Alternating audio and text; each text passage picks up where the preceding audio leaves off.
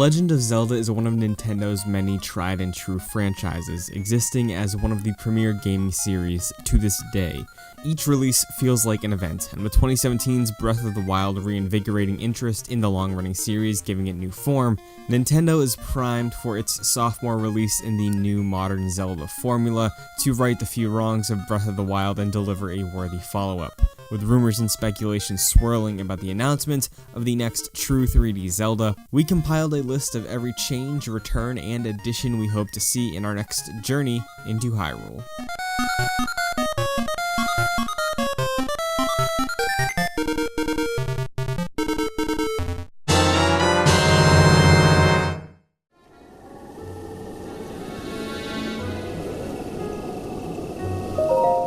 Breath of the Wild introduced several new characters into the historied Zelda lore. From Urbosa to Daruk, the champions left memorable impressions on Breath of the Wild's impact in the franchise's overall history. No other character stood out, however, as much as Cass. So much of Breath of the Wild's charm and appeal are the small stories you make for yourself along the journey.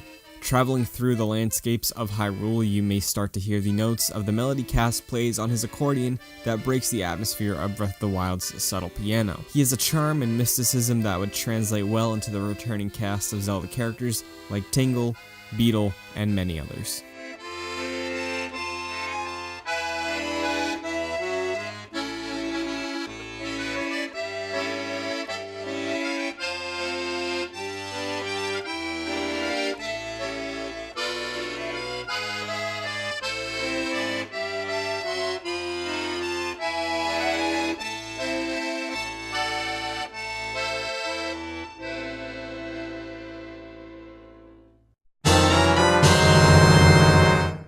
Ganon is a cool villain, and Ganondorf is even cooler, but for as much as Breath of the Wild did great, Ganon was not one of those things. For aesthetically repetitive boss fights with an amalgamation of them at the end was a little bit of a disappointment.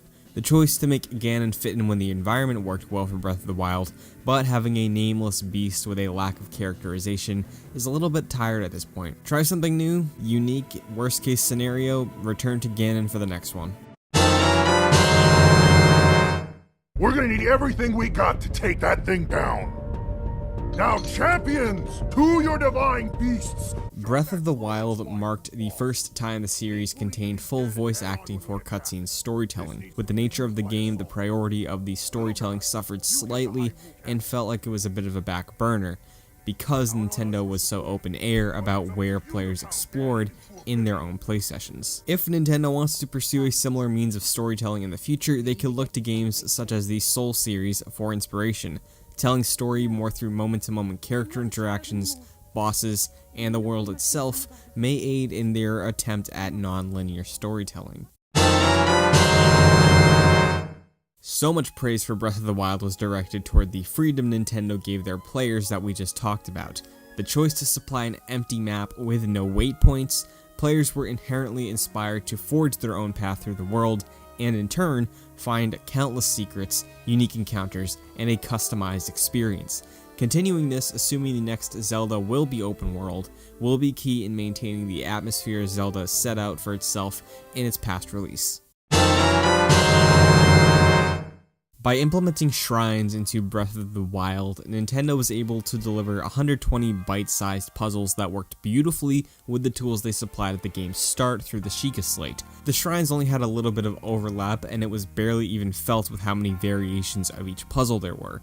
The same can't be said about the dungeons, however, or specifically the Divine Beasts. The four main dungeons of the game all share identical aesthetics and mechanics. The layout and variation of the final boss are what made each unique, and even then it was still very similar to each other. We would love to see a return of themed dungeons. Aesthetics, vibes, whatever you want to call it. Zelda has a history of excellent dungeon mechanics, and we hope to see that emphasized on the next release for the Switch. While Breath of the Wild offered a wide landscape to explore its Hyrule map, with some crevices and ravines, something that the original Zelda and many after the fact excel at is an underworld.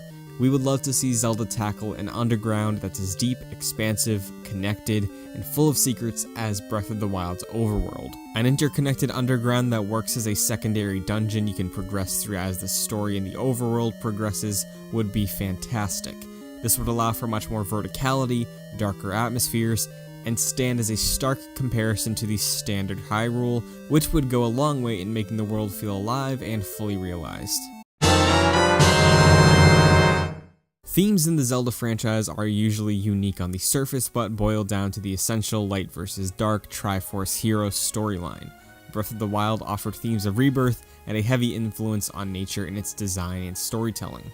While Breath of the Wild did break tradition of the Zelda formula, not even including the Triforce, and separated the series from the constraints of the Zelda timeline, the next Zelda has every opportunity to do something wildly different. Include multiple kingdoms, time travel, unique realms with different aesthetics like Mario Odyssey or Kingdom Hearts. Get weird with Zelda, take some risks, and center it all on the mechanics to build the series' new identity. Assuming the next Zelda will follow the footsteps of its predecessor and go for a new open world, the return of climbing mechanics as well as the glider will be paramount in continuing the positive experience of traversal through the world. Stamina meter gripes aside, the implementation of climbing added an extra stress that made exploration feel engaging. The rhythm of scaling a mountain and then gliding down to a new valley below it is something that feels amazing and needs to become a series staple for 3D Zelda, especially if they want us to keep exploring open worlds.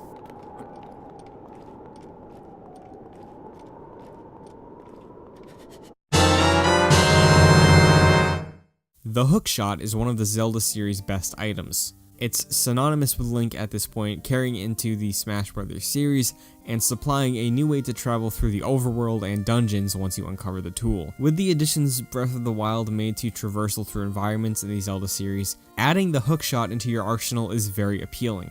You could chain together glides, spelunking through caves, or saving yourself from a fall could all be included with the addition of one item.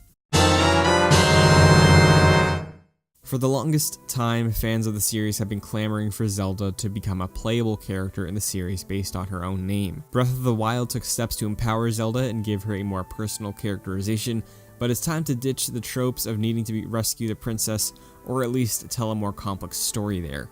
We would love to see the next Zelda tackle storytelling in a similar way to what was presented in something like Resident Evil 2.